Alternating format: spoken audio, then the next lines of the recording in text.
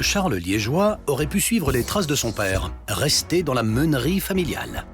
Mais au détour d'une balade au port d'Anvers, tout a changé.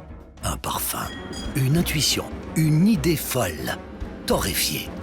Et très vite, une première opportunité, le rachat d'une petite société verviétoise. Déjà active dans le secteur, il la rebaptise Mokana, en hommage à un oncle planteur au Congo. Mais là, c'est la douche froide. Le nom est déjà pris. Et pas par n'importe qui. Par un certain Do Egberts, lui aussi actif dans le café. Mais Charles ne se démonte pas. Ni une ni deux, il prend la direction des Pays-Bas. Le valeureux liégeois compte bien y plaider sa cause. Mais face au géant, il doute et fait marche arrière.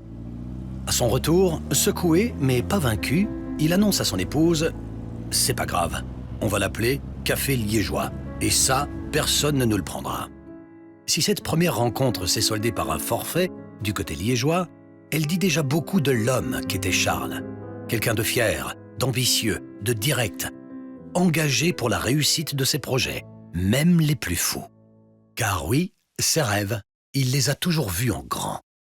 En 1963, il installe sa torréfaction à Petit Rechin, dans d'anciennes écuries. La famille habitera juste à côté. Les débuts sont artisanaux, passionnés. Avec son épouse, ils torréfient, vendent, livrent, ensemble, toujours.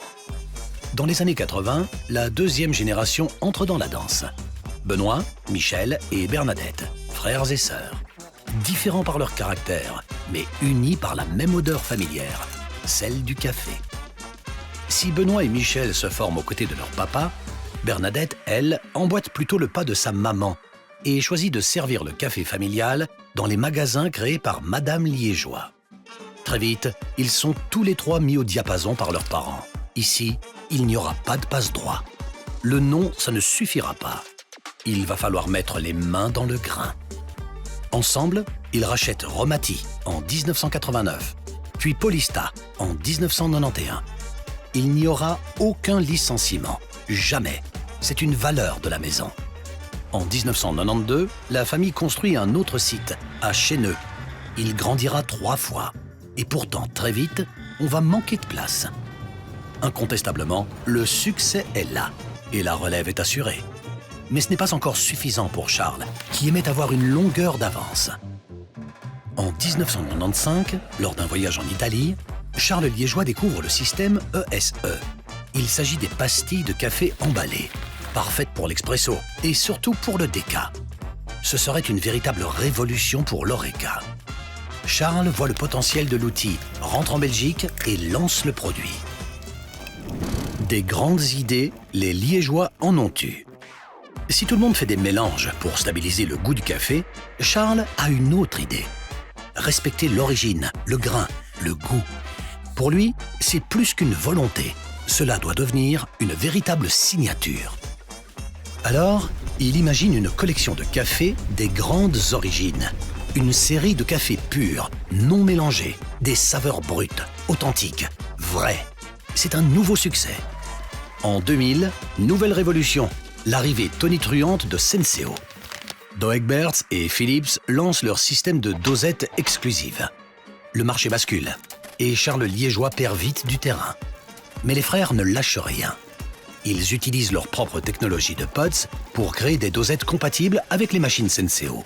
Et là, c'est le début des problèmes. Espionnage industriel, procès. Pendant 4 ans, l'entreprise vit une période d'incertitude. Les 2 frères iront même jusqu'à déplacer leur ligne de production à l'étranger pour éviter les saisies. Ils finissent par s'allier à d'autres torréfacteurs et prouvent que la technologie existait avant Senseo. Et cette fois, ils gagnent. Ils gagnent, doublent la capacité de production, relancent la machine, littéralement. Mais désormais, mieux que personne, ils savent qu'il ne faut jamais se reposer sur ses lauriers. Comment continuer à séduire le cœur des consommateurs dans un marché aussi concurrentiel? En produisant un café toujours meilleur. Alors, Michel choisit de partir à la rencontre des terroirs, des producteurs, des passionnés, là où tout commence. Première destination, le Costa Rica. Michel part avec Fairtrade et découvre l'impact réel de la filière café. ce qu'il y a derrière chaque tasse, ce qu'on paye, ce qu'on ne paye pas, ce que les producteurs gagnent, ou pas. À son retour, l'idée d'un café plus juste devient incontournable.